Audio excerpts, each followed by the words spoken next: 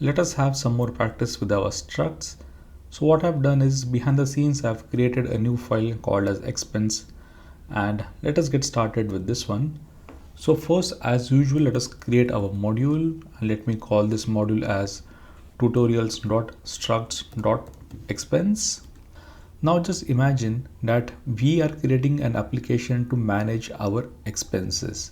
So let us define a struct to hold our expenses. So we can say that we want to define a struct, and since this struct is going to have multiple fields, let me take them on different lines. So the first field would be for the title of our expense, and we can initialize the title to be a blank string. The second one would be the date of our expense. Initially we can keep it as nil. The next one would be the amount of our expense, and let us initialize the amount to be 0. The next one can be the store from which we did the purchase, and let us initialize the store to be also a blank string. Now let us also define the types for our struct. So first let me create an alias. So I want to create an alias for my tutorials.structs.expense, and here let us define the type for this one. So we can say the type of T for our struct of our expense. The first field for title, so this is going to be of the type of string. The second one is date. For this we can specify that the type is going to be of the type of date, or it can also be nil. The next one is for our amount, so this is going to be a number. And next one is for the store, this is going to be of the type of string. So now we have the type specification in place. Now let us see how we can work with our expense struct. First let me create a couple of sample expenses. So let me define a function called as sample. So this function will simply return a couple of our expenses. Let us create an expense right over here. So we can say that we want to create an expense. Now for the title, we can say that we got some grocery. The next field is for the date. Now the type of this has to be a date. So for this, let me go to my terminal, and here let me show you how we can create a date. So Elixir has a module for date, so we can use that module. So let me show you. So let us check the documentation for that module. So we can say we want to see the helper documentation of date.new. So as you can see, this function of new, this accepts a year, month and day. So let us try this one. So let me clear up everything. So here we can create a new date. So we can say date.new. The first argument was for the year, so we can say 2023. The next argument was for the month, so we can say for April, and for the day we can say the 1st of April, and that's it. We get back a date, but as you can see we get back a tuple back. So let us pattern match and let us extract the date. So what we can do is just on the left hand side, let me pattern match. So the first element would be the item of OK, and let us create a variable for the date, and let us just check out the contents of date. So that's it, we have a new date. Now this syntax that you can see over here, this sigil nd, this also denotes a date, and in fact we can use this syntax to create a new date. We don't have to always invoke the function of date.new. So what we can do is we can create a sigil. So this is the sign for sigil, and let us create a sigil for our date, and here we can say that the year has to be 2023, the month can be March, and the date can be 31st of March, and that's it. We have a new date in place. So now let us go back to the struct and let us create a date right over here. So let me use the sigil over here. So I can say I want to create a date, and suppose my year is 2023, my month can be September, and suppose the date is 12th of September. Next is the amount. Suppose the amount is 18.99, and let's say the store is going to be Metro. So now we have created an expense. Now let me just copy and paste a bunch of more expenses. So that's it. Let me open up my terminal and let me clear up all of these things. Let us go inside the IEX and let me create an alias for my tutorials.structs.expense, and Let me clear this one more time. Let us create a variable for our sample expenses. So we can say that my sample expenses is equal to my expenses dot the function of sample. So now we have a bunch of samples. So now let us go back to the code editor and let us see what we can do with our expenses. Oh, before that, let us add the type specifications for this one. So here we can specify that the specifications for our sample. So this does not accept anything, and this returns a list of the type of t that we have just defined. Next, let us write a function to get the total amount that we have spent. So we can say that the function is going to be our total, and this function accepts our expenses. And let's define the body of this function. So this expenses would be the list of all our expenses. For example, if we get this expenses, then we simply want to add all of the amounts together and we want to give back the total amount. So let us see how we can do this one. Let me take all of these things a little up. Now you can solve this by using multiple methods, but I'm going to use the enum.reduce. So first let me take the expenses and let me pipe the expenses into enum.reduce. Now for this function of reduce, let us define an accumulator. So let's say that my initial accumulator is 0. The next one comes the function. Now for each iteration, this function receives two parameters. The first is going to be the expense. The second is going to be the accumulator.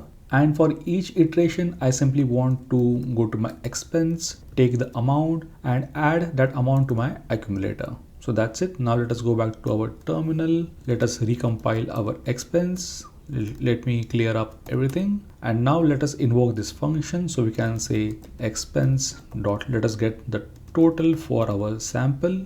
And that's it. We get the answer as 1025.62. Let us go back and let us also write the type specifications for this one. So this function of total, this accepts a list of the type of t and this returns a number.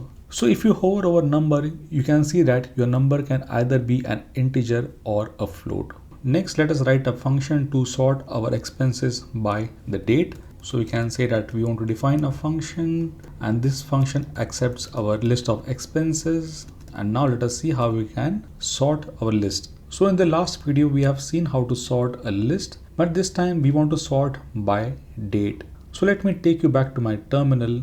So let us see the documentation for our enum.sort. So last time we had used sort, but we have one more function by the name of sort and by. Now let us see the documentation for this one. Let me slightly scroll up and here they have an example in which they are using date. So for example, they have a list of different maps and each of the map has a field for the date. And this is how they are sorting the date. So the first argument is obviously your enum. For the second argument, they are using a shorthand syntax. You can use your regular function. And what they are trying to say is for each iteration, they want to sort by the birthday. So let us use this shorthand syntax and let us see how we can sort our date. So here we can say that first let me take all of my expenses, then let me pipe all of these things into my enum.sort by, and let us use the shorthand syntax. So we can say I want to give a reference to an anonymous function and for each iteration I want to sort by the date. Let us open up our terminal. Let us recompile our expense. Let me clear up the screen and here we can say that expense dot sort by date and let us pass the list of our samples and let us see what's happening. So here you can see that the dates are sorted. The last one is for 30th of October. The earlier one is 18th of October. So this one is for September and this one is for July.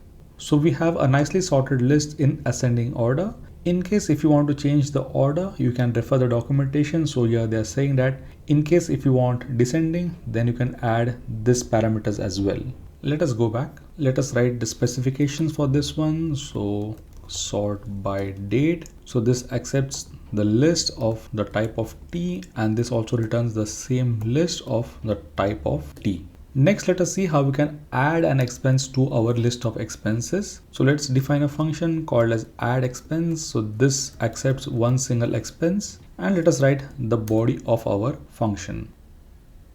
Now this is going to be a very simple function. So we simply have to take the expense and we simply want to append this expense to our existing list of samples. Now for this one, I wanted to show you one small trick. So in case if you want to enforce that this expense has to be of the type of the struct of expense, then what we can do is we can simply use a pattern match right over here. So here we can say that we want to have a pattern match for our struct of expense. So essentially what we are doing is we want to enforce that the type of this parameter has to be of the type of our struct. Let us also add the specifications for this one. So we can say that our add expense, this accepts the type of T, and this returns the list, and the list has of the type of T as well. Now let me open up my terminal. Let us also recompile the model for our expense. Let me clear up everything. Now first let me create an expense. So let us create a variable for our expense and let us initialize our struct. So here we want to say that our expense, suppose we want to buy some coffee, and let's say the date would be for the 1st of April. So we can use the sigil and we can say we want to sigil for the date, and the date is going to be 2023. The month is April. The date is the 1st of April. Let's say the amount for this one is going to be $10, and let's say we buy this from Metro.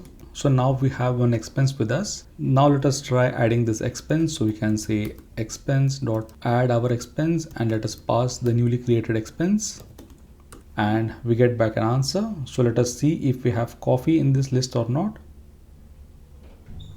So yes, as we can see, the first item is the coffee. So we have added our expense inside the list. So let us go back and let us see what else we can do. Next, let us see how we can update a single entry inside our list of expenses. So for example, let's see how we can update an amount for a particular expense. So let us create a function and let us call the function as update amount. Now this function will take two parameters. The first parameter is the title for our expense, and the second can be the amount, so the updated amount. And let us see how we can write the body for this one. So for example, what I want to do is, suppose we are buying grocery and we want to update the amount from 18.99 to say $20. So let's see how we can do that. So for updating the amount, we have to do a couple of things. So the first thing is we need to filter out the expense that we want to update. The second step is we want to create a new expense with the updated amount, because remember all of the data types in Elixir are immutable.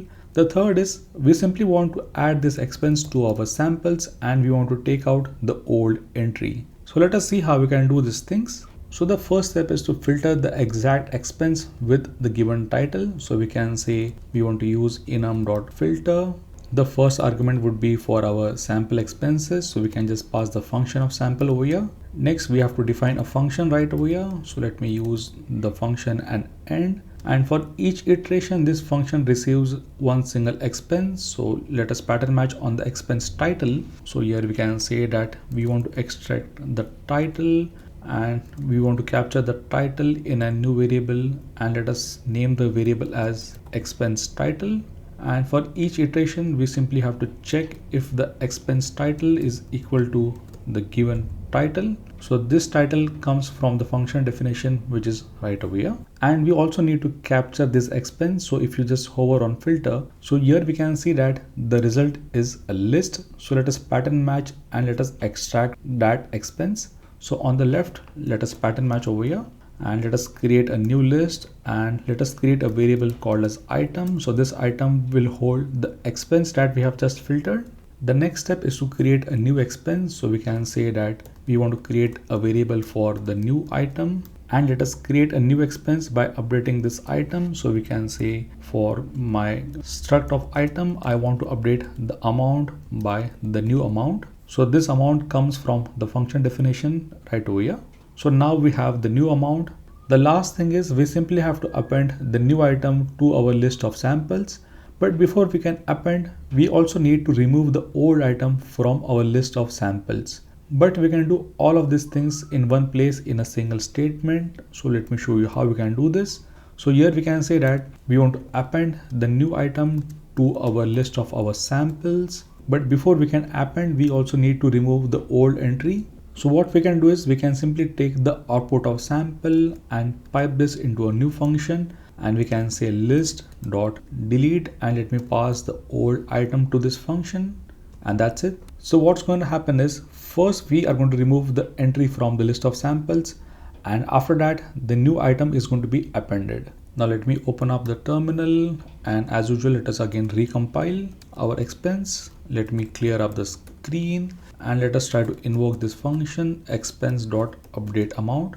Now for example, we want to update the amount of our grocery from 18.99 to say $30, and let us check if we have updated the amount or not. So yes, so this is the entry for grocery and the new amount is 30. So let us go back. So till now we have seen a lot of different ways in which we can work with our structs. We have seen how to work with recursion, and we have also seen how to work with the inbuilt modules. Now for the last thing in this video, I wanted to show you the with statements. So for example, what happens, we may have to deal with multiple conditions. So for example, you are writing a web application and you want to have the functionality for login. Now in order to log in a user, we have to satisfy a multiple of different conditions. For example, first we need to authenticate, and then we also need to verify the password and so on. So basically what we want to do is, in order to log in, we have to satisfy a multiple of conditions, and you can satisfy multiple conditions by using the with syntax. So let me show you first, and it will be easy for you to understand. So the first thing is, let us create a dummy database for our users, and we can do that by writing our own custom module attributes. So here we can say that we want to define a module attribute by the name of users, and let us assign a list of different users. So what we have done is, so this is a model attribute and we have assigned a list of different users for this model attribute. So what happens is, we can use this users as a constant throughout our module. Next, let us write some dummy functions to authenticate and verify password. So here I can say that I want to define a function to authenticate, and this function will accept a user. And here what we can do is, we can use something which is called as a function guard. So here we can say that when the user is in my list of our users, only at that time I want to return a tuple, and the first element would be okay and the message would be authorized. So this syntax that you can see over here, this is called as guards. So in Elixir we can use different kinds of guards. So you will understand guards as and when you learn more of Elixir. But for now, let us just go with the flow. Next, let us create one more functional definition for our authenticate. So in case we don't have the user inside our database, so at that time we want to return a tuple. The first element would be error, and we can send back a message called as unauthorized. Next, let us create some dummy functions for verify password as well. So you can say we want to define verify password. Now this function will accept two parameters. The first is going to be the user, and the second is going to be the password. And here also we can use the function guard. So we can say, in case the user is inside our database of users, only at that time I want to return back a tuple. The first element is going to be okay, and then we can pass the message as password verified. Now in case the username and the password does not match, so for this one let us create one more clause. So this, I don't need a guard for this one, and this has to be error, and let us pass the message as wrong password. And this case, since we are not doing anything with the password, let me use an underscore, and here also we are not doing anything with the user and the password. Okay, so now we have the basic framework in place. Now let us create a function for login. So we can say define login. Now this function accepts the user and also a password. Now let me take all of these things a little up. Now in order to log in a user, we have to satisfy a couple of different conditions. The first condition is, first we have to authenticate, and then we also have to verify the password. So let us see how we can use the with syntax. So first let me write the with block over here. So with do, and we can also write the else block over here. Now let's see how we can define the body of our with. So in order to log in, first we need to authenticate, and we also need to verify at the same time. Now here let us call the function of authenticate, and let us pass the user. Now we have to say that we have to satisfy this condition, and we can specify that by using an arrow syntax over here, and we can specify that in case we get a specific output, only then the user can be authenticated. And here we can specify that in case the first element is the item of OK, and then we get some kind of a message back, only in that case the user would be authenticated. Now this is the first case of authenticate, but we also need to check if we can verify the password or not. So here let us call the function of verify password, let us pass the user, and let us also pass the password. Now we can say that this function of verify password also has to satisfy a couple of different conditions. So let me just copy this one from here and let me paste it right over here. So in case this function also succeeds and we get back a tuple with OK, and suppose the second one is for the message, let me put an underscore over here since we are not doing anything with the variable. So now what we are trying to do is we are trying to check for two different conditions, authenticate and verify. And in case we satisfy both of these functions, then we can say that we want to return back a message. So the first would be the atom of OK, and then let's create a string. So we can say the user logged in successfully. But in case the function of authenticate or verify password fails, so in that case we'll go to the else block. Now here we can pattern match on multiple conditions in case we get a tuple back, and the first element is the atom of error, the second could be some kind of a message. So at that time we simply want to return back the same thing. So we want to return back the tuple of error and the message back. But in case we get some other error, so we can specify that by using the underscore. So in all other cases we simply want to return back an atom saying that this is an unauthorized operation. Oh, I forgot to put a comma over here. So this is how your with block looks like. So let me open up my terminal and let us see this thing in action. So let me recompile my module of expense. Let me clear the screen, and here we can say that from expense dot login, and first let us pass a user which is there inside our database. For example, we have the user of Louis inside our database. So let us pass the argument of Louis, and for the password it does not matter because we are not doing anything with the password. And let us see what kind of output we are getting. So yes, we get back the message saying that Louis logged in successfully. Let's try this one more time with the user who does not exist. So let me change the spelling, and this time we get back the message as error unauthorized. So this was all about using the with syntax with our Elixir. Well, that's it for this video, and I will catch you in the next one.